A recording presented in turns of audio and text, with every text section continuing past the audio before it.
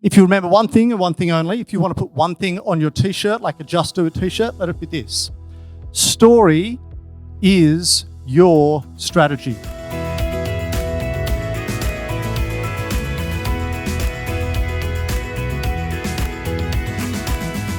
Please welcome to the stage Mr. Nick Harding.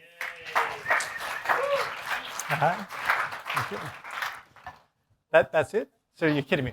You're kidding me? Oh, let's do that one again. Ladies and gentlemen, thank you. Excellent. Whew. I'm not accepting that. I left accepting mediocrity in 2021. All right, achieving a clear vision. Show of hands. Put your hand up if you have ever been in a meeting and at the end of it you thought, this could have been an email. Yeah, we've all been there? Okay. There's a reason for that. And the reason for that is because the person running the meeting hasn't thought about what the point of the meeting is. If they had, they would have included in the heading of their email and then job done.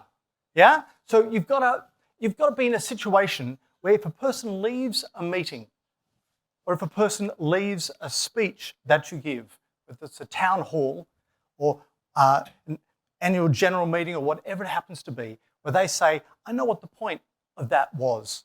Yeah? So how do we do that? Well, we do it by achieving clarity. So let's check this out. You need to get a clear objective. What's the point? What is the point I'm trying to do here? Imagine giving a speech, and at the end of giving a speech, and when I say imagine giving a speech, this is you and the girl who's hopefully not on Facebook. I'm sure you're writing notes. Imagine you've just, I love it. Vindicated. Imagine you've just given, this mic is a little bit painful. Can you sort that out? That's good. Awesome. We can hear you. Oh. Yeah.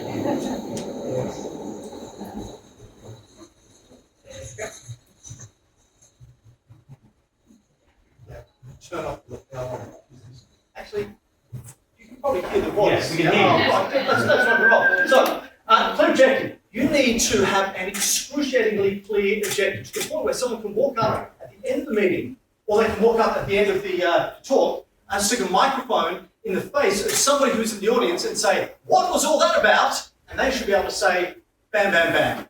They don't say bam, bam, bam. What they say is the point of it, yeah? You should be able to do that. So here's a question for you.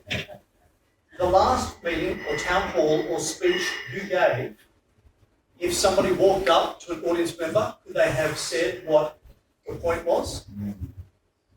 Those people nodding, well done. Those people not nodding, shame on you. So get clear on what you want to talk about and have a core, repeatable message. Now, I'm not going to be outrageous and bold and say that Donald Trump's better than Hillary Clinton. I'm not that guy. I don't want to lose the audience to one false swoop. But if you head all the way back in your mind's eye to 2016, what was Hillary Clinton's campaign motto for President of the United States of America? Okay, what was Donald Trump's? Excellent. Okay. Core, repeatable message. And for the person in the audience who thinks I'm voting for Trump, I'm not American. I can't vote for him. So let's move on. The point being, have a core, repeatable message. Now, the clear objective needs to be, what is your objective? What is your why, your purpose, the thing you want to get across, your motive? And the action needed is about them. What do you want them to think, feel, and do? And if you're like most Australians, you probably glossed over one of them. You probably said, well, I want them to think A, B, C, and I want them to do X, Y, Z, whether the do is send an email or say yes to an idea or fund a particular change initiative. The one that most Australians skip over is feel. You must have your audience feeling something, enthused, encouraged, inspired, concerned. You have to have them feel something because feeling is the basis of change. Yeah? No one changes with their brain. We think about it and then we do nothing. You got to make people feel. So, how do you achieve clarity? Well, you make sure you have to have one core repeatable message. Yeah? How many? 7? No, 1. Okay, let's get one message, and it has to be repeatable. So can I get a quick show of hands? And I will give $100 to somebody who can tell me what is the slogan for that shoemaking company. They're really, really famous. They sell a lot of shoes. I haven't finished the question yet. You're killing me. What is the slogan, $100, for the first person to tell me the slogan for ASICS?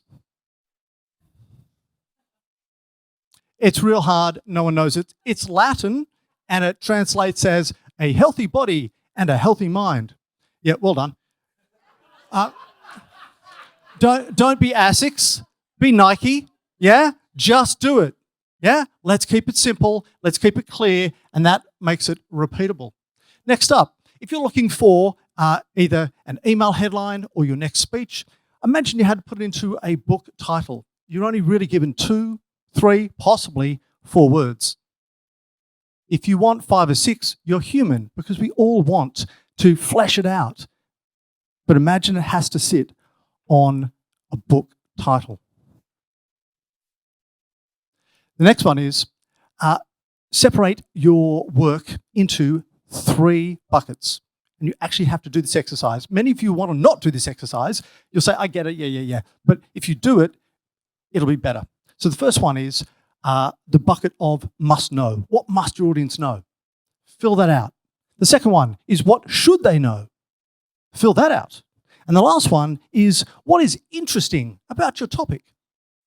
And now, this is when you get the knife out and you start to kill not people, but some of your ideas, particularly this one. Yeah? That forces you to give them the best 2/3. Trim the fat. Okay, so the best way to trim the fat, the best way to make a point, the best way to have people listen to you, be engaged, and then make a change is to tell a story. A story is profoundly powerful. It's the way our brain thinks. It's how we make sense of the world. And for those nerds in the audience, don't self-identify. We know who you are. But for those nerds in the audience, 22 times. That's the statistic. 22 times is the difference between telling a person a list of items and wrapping that same list of items up in a story. 22 times more retention. What is a story? It's a way of visualizing an idea using people. I won't get you to put a show of hands, but when was the last time you told a change story? A story to your audience, to the team that you lead, but you didn't mention a person. That's a problem. You can't hug a case study. No one goes home and shares a bottle of Pinot Noir with a concept. People are people. That could be a tweet. Yeah, let's tweet that. People are people. So make sure that you visualize your idea through the prism of a person. Why? Because it makes sure that the brain is active and it anchors it in the part of the brain which is most sensitive to emotions and to visuals. So, I'm going to give you a very quick metric, and then I'm going to finish up in 30 seconds. So here's the metrics. And if you wanted to take a photo, knock yourself out. We're not going to send slides. This is how you get people to know what they should do, to feel what they should do, and to actually take action. Because let's be honest, that's what it's all about. The first one is you describe the current situation. In the current environment, we have, well, who's here from HR?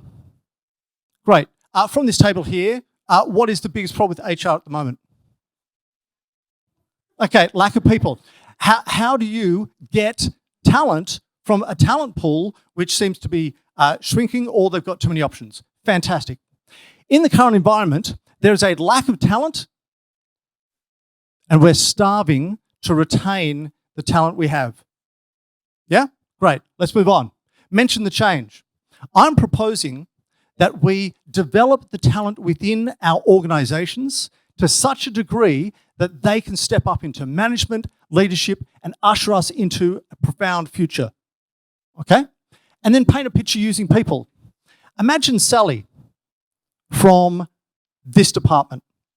She's brilliant at her job, but she's overlooked because she has one great sin, and that is humility.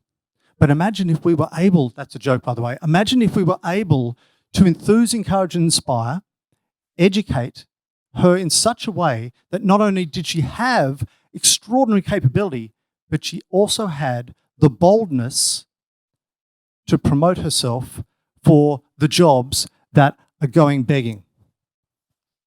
And imagine if we could start to hire not from the external, but from the glorious internal. Makes a bit of sense? Okay, I'm going to fast forward this to the last one and go back one. So, ladies and gentlemen, if you remember one thing and one thing only, if you want to put one thing on your t-shirt, like a Just Do It t-shirt, let it be this. Story is your strategy. Thank you.